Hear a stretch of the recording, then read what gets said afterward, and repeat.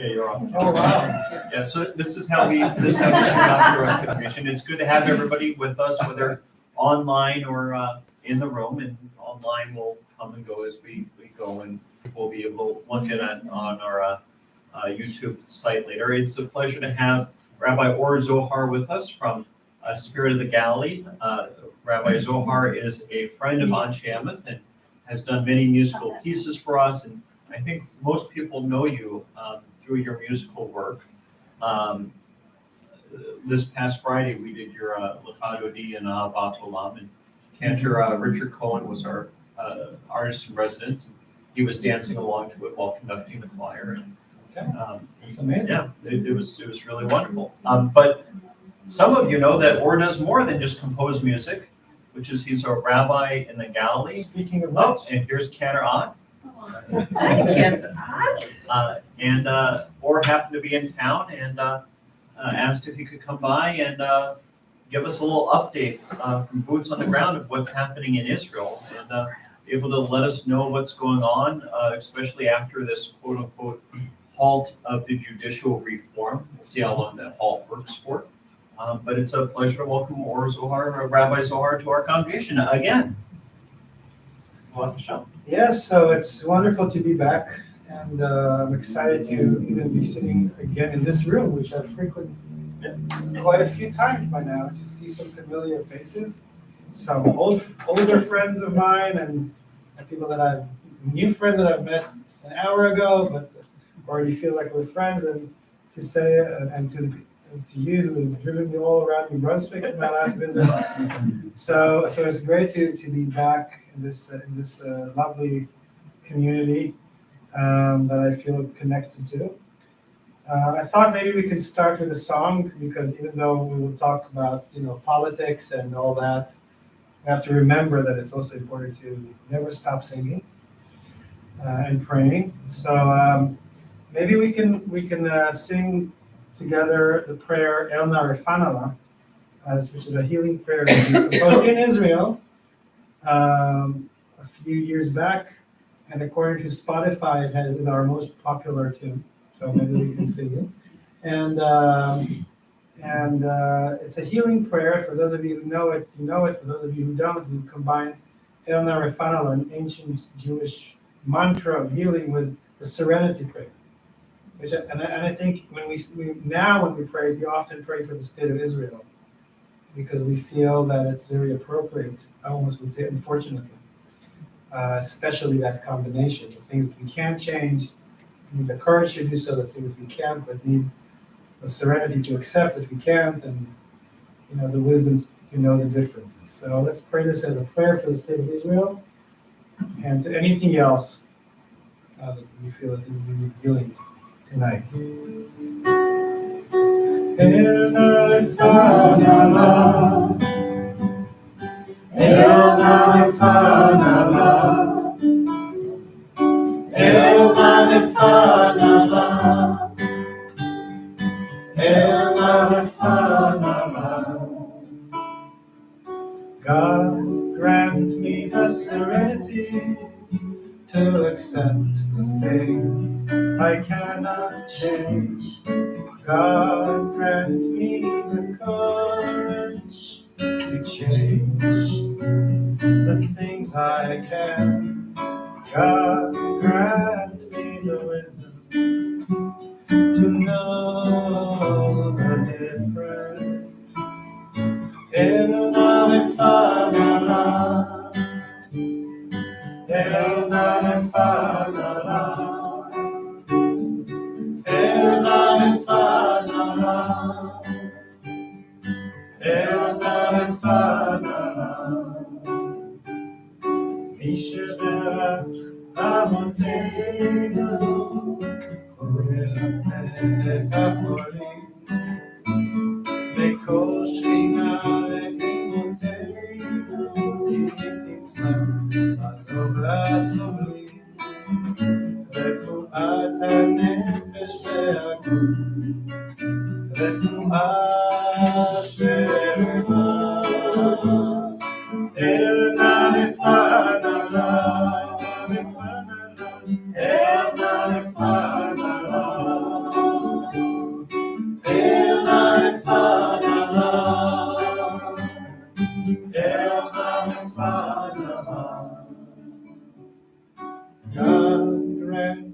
the serenity to accept the things I cannot change. God grant me the courage to change the things I can. God grant me the wisdom to know the difference. In my final law, in my final law, in my final law, in my final law, in my final law, in my final law.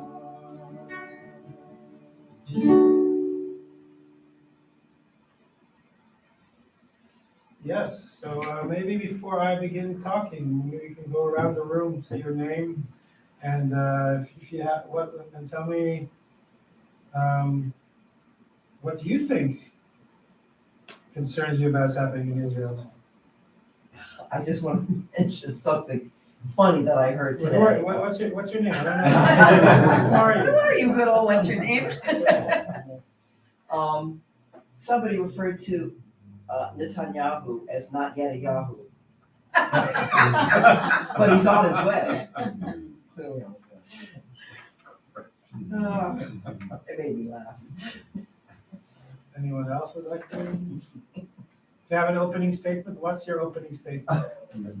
Or a question that you would Or like to have question. answered. How is anybody gonna follow that? There's something serious. I'll start. I'm Sarah Levine, and I am eager to continue learning about how we can help the situation in Israel, because it is a country that I love, and right now my love is hard to bring.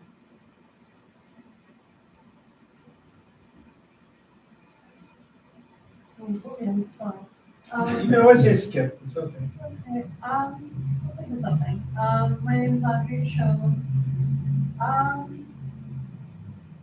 My education about Israel occurred in this temple. I always grew up thinking it was something quite different. And now it's getting to a point where I'm a little frightened that it's not going to be either one of those visions, the one that I grew up with, or the reality that I learned that is Israel here. Like, you know, all of us has flaws, warts, what have you. But I'm deeply concerned because I always want Israel to be a place that I'm proud of. And like I do the US, there's some scary similarities. So.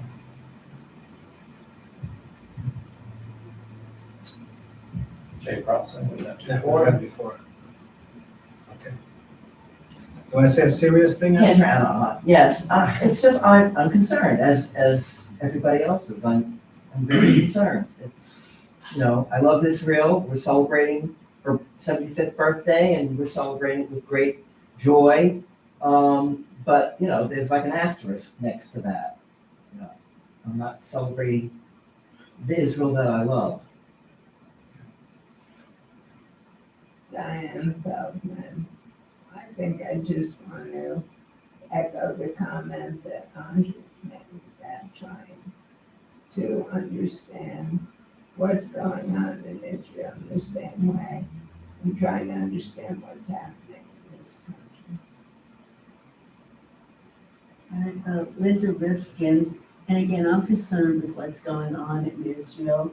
I think the good thing is that so many people have demonstrated against what they want to do with the judicial system, and it shows that Israel is still a democracy, but it's hanging on by a thread. And I'm very nervous about what Americans And the world think about what's going on with Israel, which is causing a lot more anti-Semitism than there used to be. So that's a big concern of mine. My name is Roy Rifkin. I agree with most of the topics that my wife just pointed out. And always you hear about about the remember the Tree of Life synagogue in Pittsburgh, and it was starting a trial why it took so long to bring this guy to justice. So I heard about that on the news, which kind of upset me. Almost That 5 years was ago. October 27, 2018. Right. It was, so there's a lot, what's going on in Israel is, it's not comfortable, with the situation. It's a bad situation there, but hopefully things will get better in the future. Daryl Lipkin. I'm just enjoying having the conversation. I'm concerned not just about Israel, but the parallel that you say to what's happening here where we live. More than just having a conversation with people who agree with you, but being able to have a conversation with people who don't agree with you and how to move that forward, which I think feels very challenging these days when we feel like things are going in the direction we don't want them to go in, yet you keep moving forward because you have no choice. And it's a very important skill and necessity that continues. Terry Lipton. I echo so much of what has already been said. I don't feel I have that much to add, but always looking for more conversation and more knowledge to be able to share with others outside of here. I'm Jeff Roth, and I just kind of building on something you shared with us earlier. I can remember growing up and talking about traveling to Israel, and when you get off the plane in Tel Aviv, everyone's dancing and they welcome you. You're built up with this idealistic version of what the state is and what the state means. And as we've gotten older and we've had to confront reality, the image now is so vastly different. Not that I'm thinking about going back to there, but how to talk about Israel where it's not all perfection or all terrible. But as you shared before, it's a country with people and problems, like every other country. But how to have the conversation without having to be exceptional.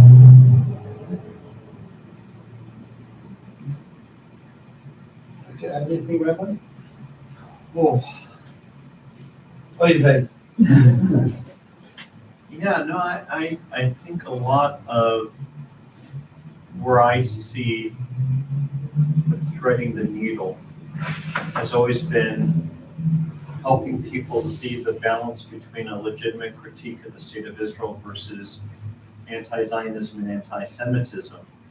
And how do you navigate that and discern differences, particularly when the current administration is giving us a lot to legitimately critique.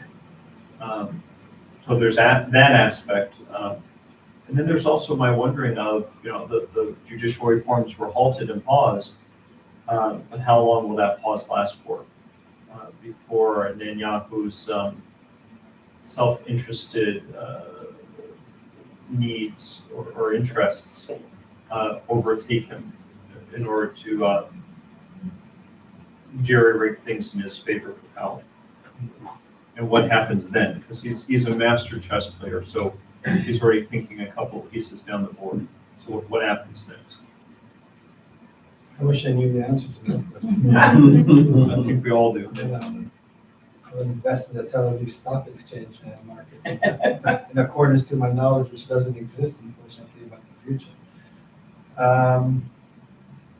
Yes, so once again, echoing what you said in the room, with my own self's concerns and thoughts, and I don't think that it's essentially that different. The fact that I live on the other side of the pond doesn't make me a prophet of the future. And it doesn't give me, any concrete, absolute knowledge. But I am happy to echo and share with you things. One of the things that I may have shared in this synagogue as well, that I'm a rabbi and rabbis are being paid to be optimistic, right? Like you can't be a rabbi and just be, complaining and pessimistic all the time. That's probably true no matter where you serve, right? So I am determined to say that in spite of everything that is happening, it's for the better. And why is it for the better? It's for the better because things that were kind of like under the carpet and things that were not discussed and things that were wishy-washy and not clear and ambiguous are now coming to the point where they no longer can remain this way. Okay? It's almost like, the situation when someone has an illness and all of a sudden it erupts in the skin and it's there. You didn't know it. Yeah, you knew it was there, but you were kind of hiding it, right? And then when it's out, at least you can say it's out, you can deal with it, right? And I think that what is happening now, that opposing forces that have formed Israeli identity for many years, and somehow, like we do, Yebba said that, this famous Yebba said that's going to be okay. Someone told me once, whenever an immigrant to Israel told me that whenever she hears an Israeli says Yebba said that, she runs away. When the Israelis say Yebba said that, it's time to understand that things are not besed. May not be as okay as they think that they are. And I think that that we're really coming to this point. Many things that, if I have to think about the Jewish and democratic. Well, for the longest time, we thought that it's fine. Like Jewish and democratic creates a certain field where you can. And yes, I believe in Jewish and democratic, but I'm realizing now that, and I just spoke about this here. Some of you have heard this. You have to make a choice. And the choice that I make as someone that has humanistic values is we need to decide, because we see what happens when the Jewish element takes over in a way that doesn't allow for the democratic to be. In the end, everyone suffers, the Jews, the Arabs, everybody. So we need to choose. But in a sense, it's good because it will force us to bring clarity to the table. The choice may be hard. There's a price you have to pay when you choose. Right? My choice is democratic. I'm trying to convince as many people around me in Israel to choose democratic. There'll be plenty of room for Judaism under that democracy, but the state has to be a democratic republic for all its. So this is an example to why I think that things that weren't clear are becoming clearer. I think that a good thing that is happening now is that the center left has been on the left. The voice of the left has not been heard in Israel for decades. Speaking of Bibi jokes, there are a few, but I'll say one that's kind of new agey and spiritual, but also sad but true, and semi-funny, is that people have told me, what is Bibi? What is the meaning of Bibi? Be in me. In me and me, it's within me. And the serious thing about that is that we cannot see ourselves a victim of the situation. If we say people who are liberal, progressive, reform, center, left, people who think that they're progressive and liberal, say, we're being victimized by this regime. They want to take away our civil rights. They want to demolish our democracy. This didn't come out of nowhere. It came from years, ever since the failure of Oslo and its failure. Okay, it came from years of the left not being able to bring an interesting thing to the table. And all that the left has been is a pale version of the right. People that were afraid to say proudly that they're leftists, that they're liberals, because it's, you're a traitor, or you're an Arab lover, or you're all sorts of things. And, the central left, people like me, have been enjoying their privilege in Israel as being part of the Jewish ruling class, without understanding that once you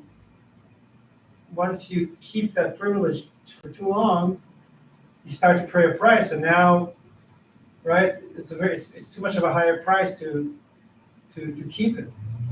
So again, things are becoming clearer now. And I think when I would speak about those things in the past, people would say, I didn't hear that people had the ears to hear.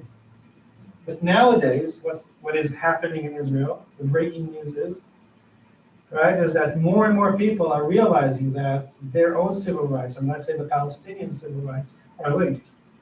You can't disconnect the two. But we need a new vision. And like I've shared with some of you before, we need to expand the notion of Zionism to all inhabitants of the country equally. Okay, and come with a new vision for Israel, which is going to be tough but necessary in order for it to remain a country that we can feel proud of, a country that we're going to want to live in and send our kids to the army to defend and pay taxes in and go to visit when we're going in November, the congregational trip, right? So this is what I want to share with you.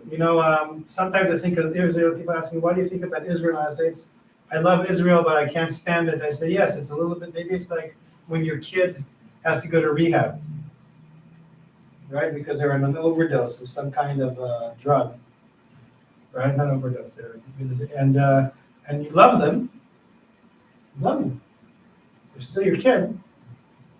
Yet you realize that in order for them to thrive and survive, they need to go through some very, serious process and maybe even painful process of It's called tough love. tough love. Absolutely. If you're asking about how you can help, I think that it could be time for some tough love.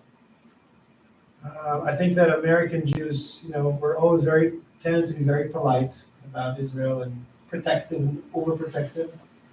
And I think that it is your role to say we love Israel, we're committed to Israel, and we're not going to support the establishment anymore until things change. Okay, we may want to support organizations in Israel that are doing good work that we believe in, but not established until. And of course, this will be complicated. What happens with American military aid and different things that are you have to be smart about that, right? But I think that it's time for Jews in this country to be braver about sharing their opinions and making Israeli leaders understand that there's a price to pay for bigotry, for racism, for corruption, for violence, for American Jews have been doing that.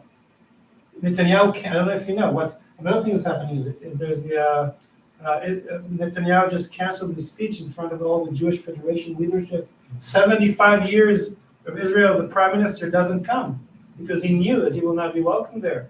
These are the kind of things that make a difference. Now, you see, regimes such as the one that we are dealing with now, unfortunately, only understand force. Okay, I once had what's the opposite of privilege? The misprivilege of working with someone who was my boss and also was a psychopath. Yes, and I learned from that a great deal. 2 years. In the end, the place closed down because of that. I was the CEO and I had to fire him and fire myself. It's all other story. I'll tell you about that some other time. Yeah, he was a rabbi. But what I learned from this encounter with this person is that when you have certain kind of people or maybe groups of people, well, you think that they, they're acting like they have a basic conscience and morality, and it's not. They're only manipulative, and they only want to kind of, right? And I've come to think sometimes about the situation in these terms. What I've shared before, what really stopped, did stop, the halt. Like Bibi said, hashaya. It's a new word again. He said, I'm not canceling, I'm only halting, postponing. Is that he realized that the army, elite units aren't with him. The pilots, the intelligence, the officers. Yeah, you can't be a dictator without an army. Oh, that's too scary, right? So people like Bibi and his, they act, even though they pretend that they don't care, they do care about what American Jewry says about them, and you have power, and you should have power. Sometimes I hear that the American Jews say we shouldn't say anything about Israel because we don't live there, we don't get a right to say, right? And I think I've learned from my work in different venues, both as a rabbi, as a volunteer in my community, that the basic premise of any system is that if it has an impact on you, you should have a say. Right? If it has an impact on you, you should have a say. Maybe people who live in Israel has more impact on them because they live there, but as many of you have shared around the table, you are affected by what's happening in Israel. Because what's happening in Israel affects anti-Semitism. Because what happens in Israel affects the way that your communities are treated, how you're treated as individuals in this country. Your children who go to college are affected by it, etc. So if you're affected by it, you should have a say. You have a right, maybe you can speak about it differently than the person who actually lives in Israel. But you should have a say. Right? And it's time to raise your voice. And it's time for, you guys have been supportive of, of things that are happening in Israel. You form communities and other organizations for the longest time. It's time to do more of that and to be maybe more exact about where you send your money to Israel. And not just your money, your voice, your support, your everything, right? Like, it's not the entire country that, there's different, you have to be more exact about what you support and what you don't support. So there's a lot that you can do, I think. So I'll tell you, you guys seem to be very well informed about what's happening in Israel. I can tell you that I've had the honor and the privilege to be in some demonstrations in Israel. I don't live in Tel Aviv, so the really big one in Tel Aviv I've only been to once, but it's been very, very empowering. I was at the one when Rick Jacobs, were you there? No, right, but so many Reform rabbis came and Rick Jacobs spoke, and that was very inspiring. But also to feel yourself in almost 200,000 people were in the street rally, shouting "Demokratia, Demokratia." That is very uplifting. You sit at home, you're watching the internet, you get all worked up, you go out to the street, and you feel that you're not alone. It's very important not to remain just by your screen of the phone or the computer or TV. To go out there to the street. Just the week before I left, my wife and I were invited to sing at a rally in the north in Carmiel. To share our music, to uplift the people. Amazing feeling, that you're asked to bring your music to the people who are demonstrating in the street. If you're going to Israel, that's what you should do when you go in November. Visit. You go to it if it's hopefully we won't be demonstrating. Maybe we'll be demonstrating even more. It's very, very empowering to go to those demonstrations and also to see the amount of people who join. One thing that I can tell you about, it also has to do with the Galilee where we live, is the question of the Arabs, the Arab population, the Arab Israeli population. Are they or are they not participating in the demonstrations? So the first thing to say is that Arabs do go to demonstrations. Sometimes you don't know that someone is Arab. The person in the street, are they Arab or are they Jewish? You don't know. And they are going. They're not as much outspoken and maybe not as in greater numbers as we would have hoped. And one must ask oneself why that is happening, because they would be the first ones. I'm talking about Arab Israelis who are citizens of Israel, who live in the north near me in the Galilee, some of which are my partners in the Spirit of the Galilee organization, okay? Are they or are they not participating in demonstrations? So some of them do, and some of them actually speak. There's a woman who's in our group who's going basically in every demonstration. You see her. She's a Muslim woman. She wears the traditional garments, and she goes but many Arabs don't. And then I ask her, so why don't you go? So the first answer that they give me is that they're afraid. They're afraid because I'm afraid. I'm afraid to go to demonstrations. I'm afraid to say what I say on social media because I know that the government is listening. Okay, I have a government job. I'm a reform rabbi was paid through the reform movement. But what happens when they say, "Oh, you were in a demonstration, you're get lost"? It can happen. Okay, so I'm afraid, and I'm a privileged Jew. Imagine how an Arab feels like. You know, the hand of the police on the gun when it comes to Arabs is much lighter in Israel, just like it is here in some neighborhoods for some populations. Okay, they're afraid. The other one is that if you go to those demonstrations, all you see is Israeli flags, which is very beautiful and uplifting. But also, we have to remember that Arab citizens of Israel, as much as they love Israel and as much as they feel part of the country, it's also very difficult for them to hold an Israeli flag that only has the Star of David. Okay, not their religion, not their ethnicity.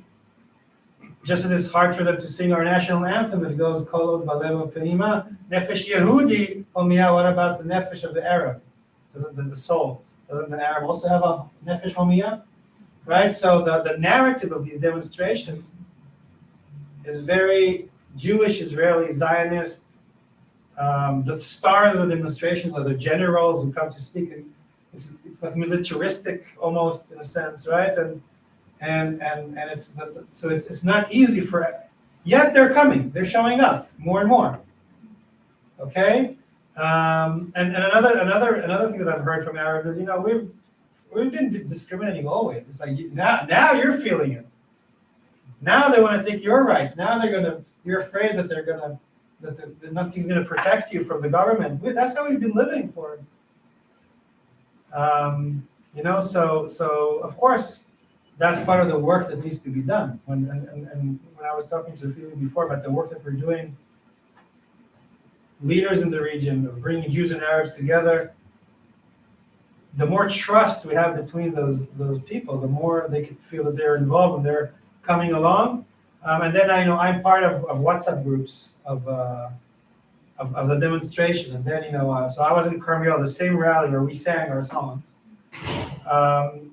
Some people rose and spoke against the occupation in the demonstration WhatsApp group. In the demonstration, and then there is a whole discussion in the WhatsApp group.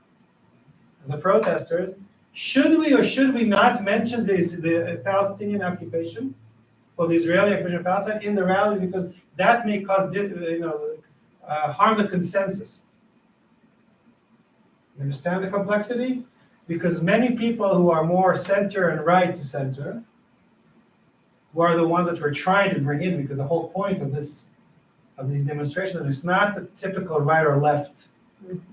Like Labor, Shinu, Yesh Atid, Likud. You can be right wing, you can be left wing, you can't be against democracy, right? Now they're altering the system. It's not about, and they're afraid, and they're trying to. It's like the leftists who are Free Palestine movement. Of course, that we're going to be in the demonstration. What about the center to right that you're trying to, bring in? And people in the WhatsApp were afraid that if there will be too many demonstrations. Speeches and demonstrations against the occupation, the ones who are less involved with that will say, "Oh, this is becoming too leftist for me. We will lose a consensus." Right? So what would you do? Would you encourage it or not? What should be right? You see that, because on the one hand, it's true. What we're now have to be very focused on the judicial incident and about toppling the boat of the coalition, and we need those people who are more right wing but understand that this is a problem, and we don't want to lose them if we become, our Shalom Achshav kind of, the occupation is horrible kind of. On the other hand, like I said before, you can't really disconnect the two. Civil rights are civil rights, right? Protecting minorities, you can't protect one minority. You can't want to protect yourself as a minority, let's say as a Reformed Jew, but not want to protect, the Palestinian minority, who, as we said before, are not really a minority. They're consistent 50% of the inhabitants of Israel are Arab. So they're not even a minority, they're just a group that's being discriminated upon, okay? So it's complicated. This is like behind the scenes dilemmas that I'm sharing with you. How do you navigate this boat of the a concern that I have as someone who was a rabbi and was involved in Jewish Arab initiatives of a shared society, is that I'm concerned that once the demonstration goes past the question of what to resist and goes into the question of what are we rallying for, that is when Netanyahu is gonna win. To echo your question, your concern. Netanyahu is very good at that. His entire regime is built on divisive discourse and separating, the different people, one against the other, different subgroups of the society.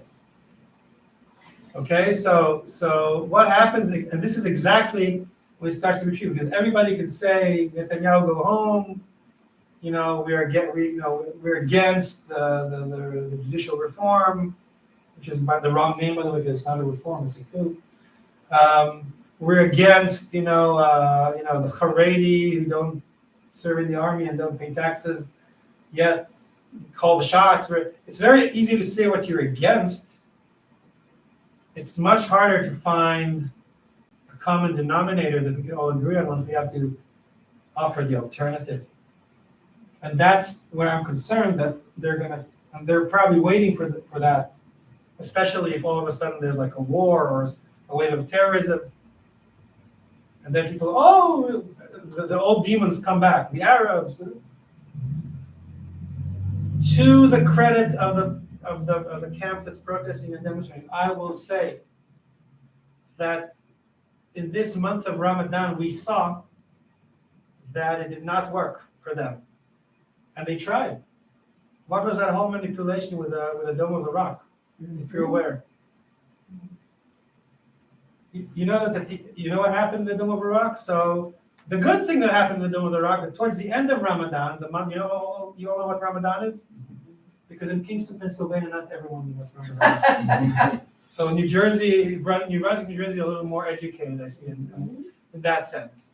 And I'm not judging Kingston. It's a beautiful place. They have a nice river. But so do you. Okay. There were 300,000 Muslims who prayed. 300,000 Muslims who came to pray in the Dome of the Rock, or the Temple Mount, where the temple used to be. Okay, and it went uneventful. It was peaceful. 300,000 Palestinian Arabs from Israel, from the West Bank, prayed. And with all the mess that's going on, with Ben Gvir being the minister of TikTok and security, with BB King being the king, and with all that mess that's going around, it went uneventful and peaceful. Why? Because the police didn't provoke. Mm-hmm. And because Bibi took a strategic choice not to ignite, and not to. A week before, or a week and a half before, there were 350 people who came into the mosque to pray all night. But somehow the decision was to go and collide with them, and the whole Middle East goes into fire almost because of that. Why? Why the difference? It's a decision of how you handle it. You see, Ramadan is a holy month. So my Muslim friends who are sheikhs, or imams who are also just regular Muslims, they explain to me that Ramadan is a beautiful month of prayer, of spirituality, of cleansing the soul. The fact that you're not eating, one of them explained to me, is what's more important in Ramadan is not what doesn't come into your mouth, but what doesn't come out of your mouth. So you're supposed to, not say any bad thing about anyone, not complain, not be cynical, not be violent with your speech. So, it's a power of language. It's a spiritual month of cleansing. Yet in Israel, it often becomes this through the lens of the police. There have been riots because of Ramadan. It's a security threat. It's Ramadan. A lot of it has to do with if you just understand that the people come to pray in the mosque, and the police don't have to be there, right? You have to be smart. Yes, Hamas also provoked, and they sent some hoodlums with sticks into the mosque, but the police would have been smart to just not, step away. So it's a decision. So you see so a lot is happening, in other words. And I'm trying, as you see, to also show positive things that are happening. At this point, I'll stop for a moment and see if you have any questions or comments about what I said. So you were commenting before that it's important for us as American Jews to have more of a voice and to be more focused as to how we present that voice, where we're trying to make a difference. Mhm. And I'm very ignorant as to what are those places, like what are the ways? Because I think a lot of us here in the States feel like we don't really have a voice in Israel because we don't live there. And yes, we can give money to organizations, but are there other things that we can be doing that can make a difference and that we can teach our kids to do that can make a difference? I'm going to let in a second Rabbi Baisley answer that question because I think he may be more knowledgeable of certain venues. But before that, I will say that yes, giving money to organizations such as Career Legality is very important. But also, I'll say one thing, which is not practical, but spiritual, or that is that I think that the first person you should be talking to is yourself. I think that just like I struggle nowadays as an Israeli Jew, or a Jew who chooses to live in Israel, as I need to speak for myself every morning about, what is my opinion about Israel. I ask my wife every other day, I give up and I tell her, that's it, we're going. She said, no, I didn't leave New Jersey. So if you leave, I choose to live there and to be an activist. Okay, and I need to redefine. I think that you need to be, first of all, be talking to yourself and asserting to yourself that you're still committed to Israel, that you still love Israel, that you criticize Israel, that you criticize the regime, right? This is an important internal conversation. Then, I think that you should have discussions in your communities about Israel. And then, your American Jewish communities, for the best of my knowledge, have amazing ways to work and collaborate and do amazing things when they understand that there's a crisis. For example, I know that some of my relatives who are from this country in the past managed to do amazing things with Soviet Union Jewry at the time of the Cold War, in the 70s, and the 80s, the 60s. All right? Because you understood that there's I saw within my own eyes the $1 million that came. I just saw that $1 million came to the Ukrainian crisis. When you understood that something horrible is happening there and you need to step up. Right? So your communities now should understand it, and I think you are starting to understand it, that something of great, disproportionately severity is now happening in Israel, and you need to wake up.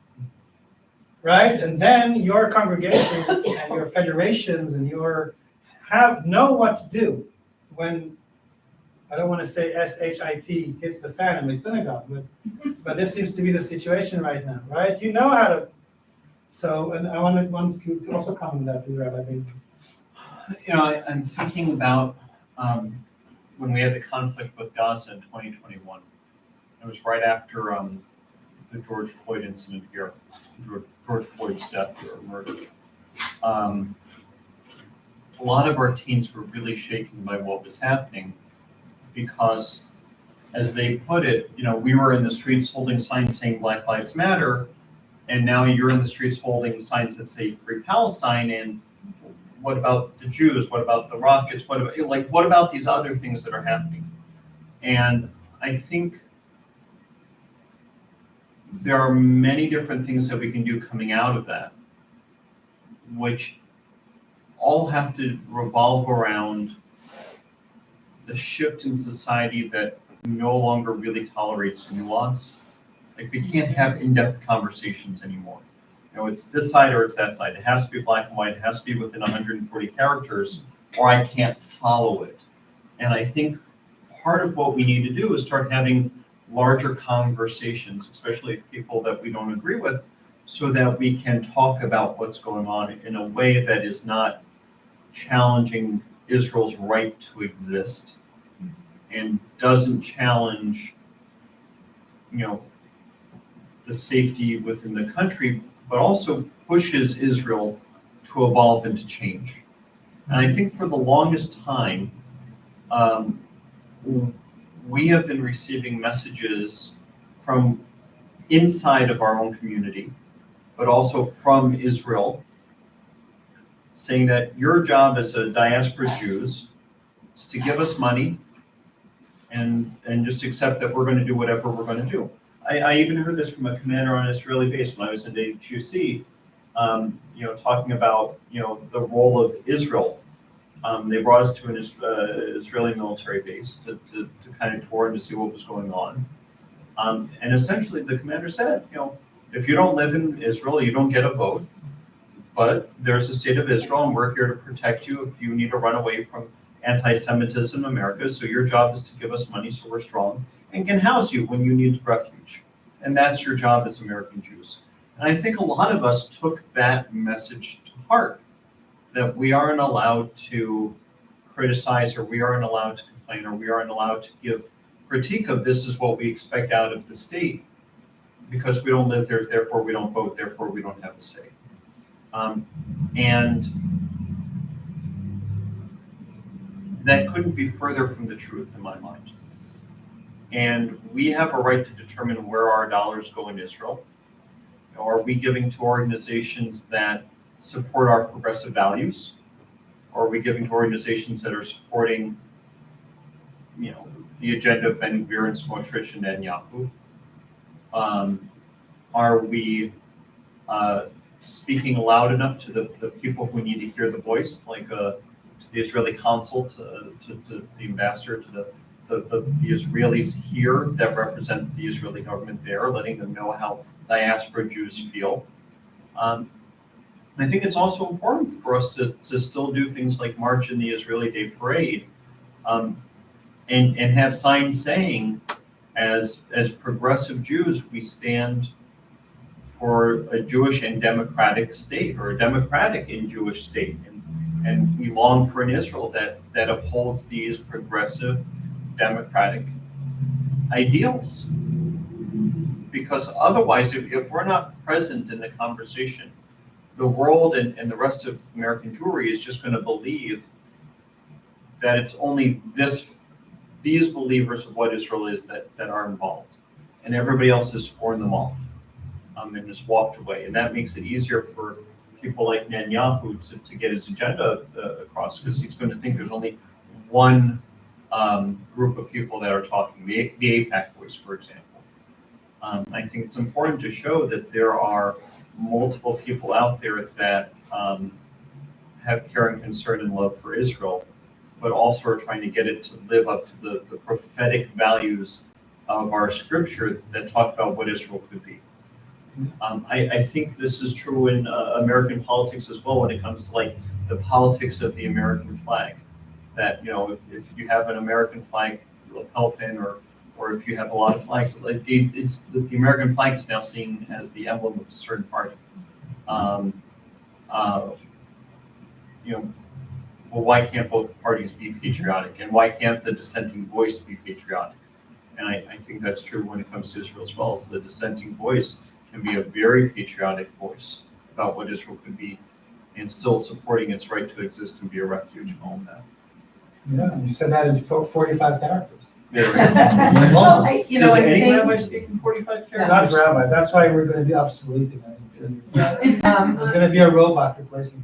I think, Sorry, Jerry. I think back on, this whole notion of when Soviet Jewry was that major cause on the march in Washington for Soviet Jewry. I mean, it was a long time ago, but I remember going, and I've never seen such a mass of people from all over the country. I mean, I was running into people from every place I knew people.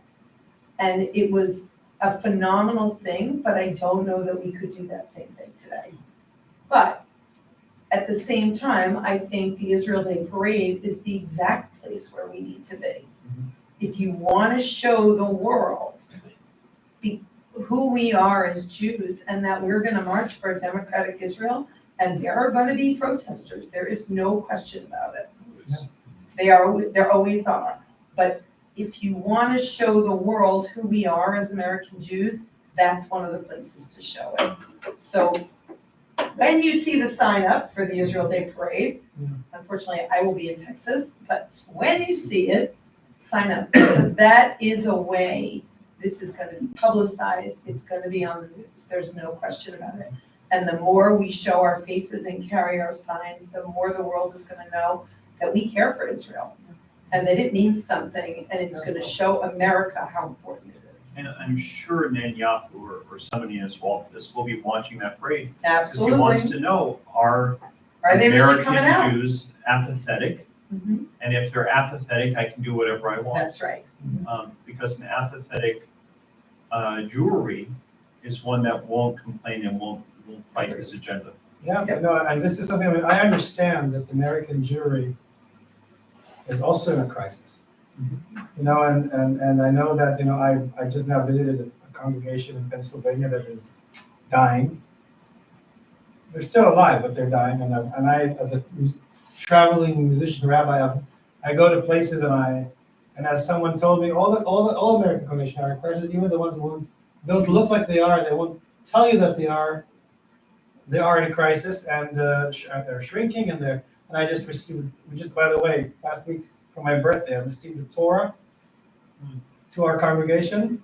Why? Because in Baltimore there was a merge of two congregations, and now they have 15 Torahs to spare, and not so many Jews anymore. So we get the Torah, right? So one of them. So I understand that you're tired, that you're aging, that you're having your own concerns of survival, and also that it's just so difficult nowadays. America is a difficult place to live in. It's not like you don't have your share of problems. I know. I have family here. I'm an American citizen, by the way, also. I know. I'm not exactly a stranger in this land. I understand. Just like I don't think America, Israel is this beautiful utopia. I don't think that America is just this place that you can just, you have problems of your own. But you do need to understand that what's happening now in Israel is as dangerous to the Jewish people as what was happening in the Soviet Union, maybe even more. Because for the Jews in the Soviet Union, there was a place to escape to Israel. And if Israel becomes this place that nobody wants to live in, like, where are we going to go? Right? So this is really a battle that we must understand is a serious one. And kind of like rising up to this challenge, even though you're tired, and we are really at a danger of Israel becoming this place that's, you're saying, should we support the Israeli IDF, the IDF with our money? Should I support the Israeli army by telling my son, you go to the army? My daughter is in the army right now as we speak, but she's non-combat. She's teaching Arabs in the army, Arab soldiers, Hebrew. But my son who's supposed to go to the army, I have two sons. One is going in a year and a half, and one is going in 3 years. If it goes a certain way, I will tell them, get out, don't go. You see, so there comes a point when you say, this is not the contract that we signed. Sorry.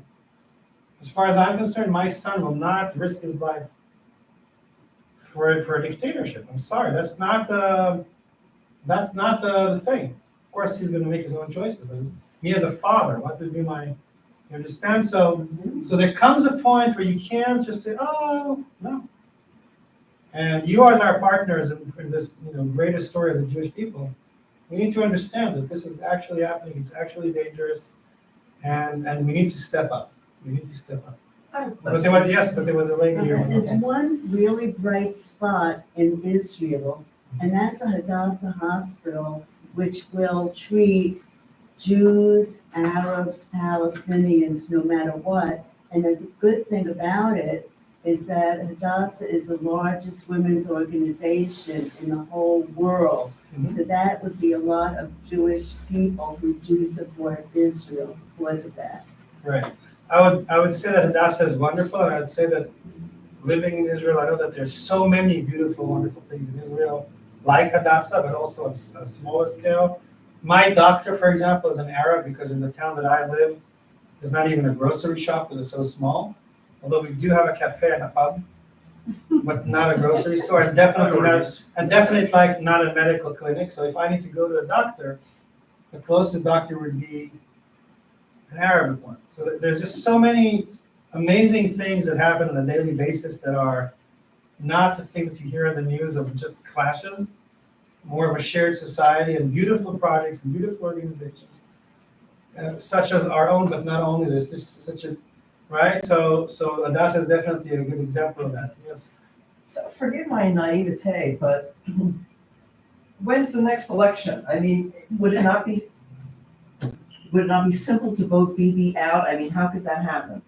Well, according to recent polls, although it's hard to believe the polls, not the Polacks, the polls, right? The current coalition now is devastated. If there were to be elections tomorrow, the Likud becomes the third party. And the current coalition, which now have 64 seats, have only 46 seats. But these are the polls. Guys, you never know who paid for those polls and how, right? Look, the way to go in Israel is to topple the coalition. Okay, and I don't, if these things keep going the way they do, I don't know that this one will continue for the rest of their term, 4 years. Hopefully they won't. That's basically what you're trying to do. What we need to do is to get at least 4 members of that coalition to understand that Bibi is sinking and that they're sinking with him. I don't see, honestly, how he's going to be able to hold it for 4 years with all the different voices and the pressure that's going to come from around him as those crazy people that control him now keep going with their shenanigans and one high-tech company after the other. And I'm almost hoping that the shekel will crash dramatically for 2 reasons. One, then maybe with some American money I can close my mortgage. You have to see the good thing about everything, right?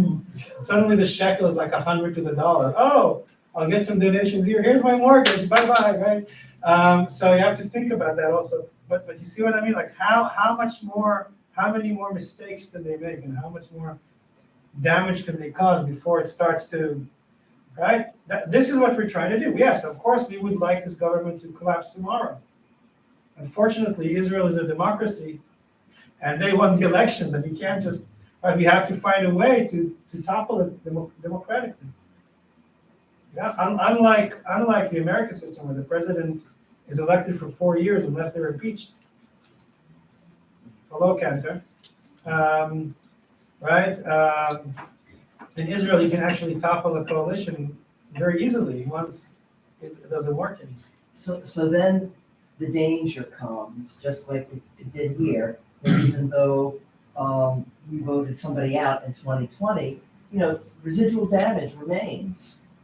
So even if we, got rid of the current coalition, I mean, there would still be bad stuff that would take a long time to correct. I'll tell you 2 things about that. One, a lot of damage has already been done.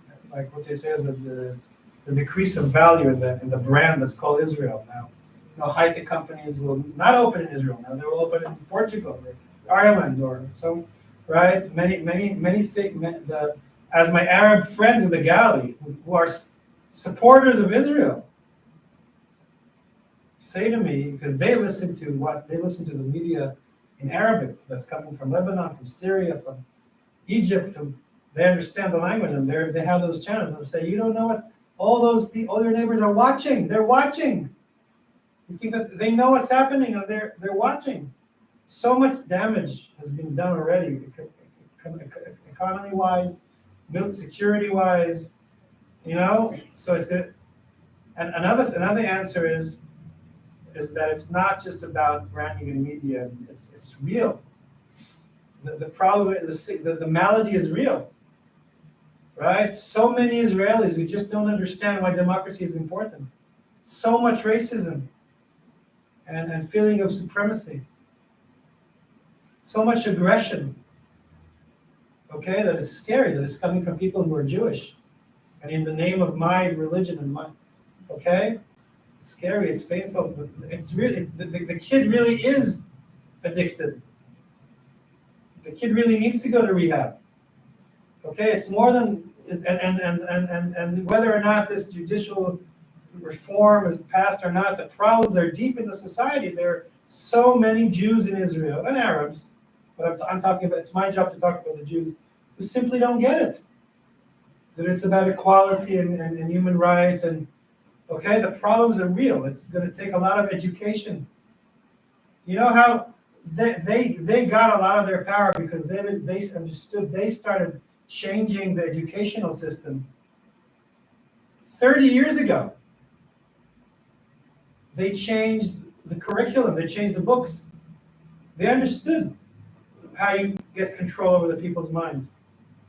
All right, we need to do the same now. And so in 30 years from now, if we have that long, right? You see what I mean? It's a real, it's not just a media thing. It's not just a, does Israel look nice on TikTok? Or is Israeli propaganda working? It's not, the official one. It's not just about that. It's about the actual problems we really have. And it's going to take a lot of serious work to repair. And the last thing, like I said before, we need a new vision. Israel will never come back to be what it was. It will never will. It just can't. It's very sad. The country where I grew up is no longer. It'll either go to the way of becoming this, kleptocracy, theocracy, fascist, kind of like terrible, to me, terrible. Maybe some people love it, but right? Or it's going to have to become more of a democratic republic that is more inclusive of the Arabs. It can't go back to what it was. It's going to take a lot of work to make it go the way that we want it to go. Yes, I know Last that, question. yeah, I know that I wasn't here, but no, I've got a Oh, question. yeah, I'm sorry, Diane had a question. Go ahead. no, you take your question. If I go back about an hour in our discussion, you gave a definition of Zionism. And I just wanted to ask you to repeat it, So, because it kind of resonated with me. So I'll repeat, I believe that we need to expand the notion of Zionism beyond just the Jews of Israel. And to say that our vision of Zionism, or the drive for this, utopic society that has to include all inhabitants of the land, whether they're Jewish, Israeli, Arab citizens, or if it seems that, we're not able to part with Palestine, with the West Bank, then we should say for Palestinians as well. I mean, I think, and I believe, by the way, that we are strong enough. I believe that we are strong enough to include those people. And that, in fact, we must do it because the Torah commands us to love the foreigner. It's the most Jewish thing to do, to understand that the Jewish society is not just, never has been and never will be just for the Jews. It's for the Jews and everyone else who lives there. And there have been streams of Zionism. And Martin Buber, if you know his Zionism, and other Zionist leaders, that their Zionist was Israel is the land also for the Jews, not only.